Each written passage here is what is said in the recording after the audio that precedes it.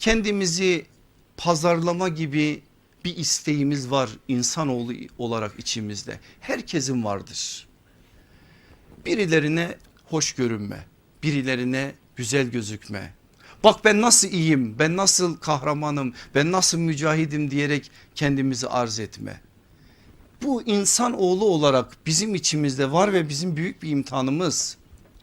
Allah hiçbirimizi insanların katında yüceltirken kendi katında küçültmesin. Bu çok zor bir imtihan. Ama bugünün şu modern dünyanın, modern çağın en büyük imtihanlarından birisi de budur. Bu her dönemde imtihandı ama bu dönemde biraz daha bazı aletlerin, araçların kullanılmasıyla daha farklı bir biçimde çoğaldı. Beğenilme arzusu hepimizi kaplamış vaziyette. Bir mesaj atıyoruz, bir ayet, gözümüz şurada, acaba bakalım kimler beğendi. Bir iş yapıyoruz, hemen onun haberini yapıyoruz, acaba kaç kişi alkışlayacak. Hepimizde var olan bir hastalıktan bahsediyorum ben size.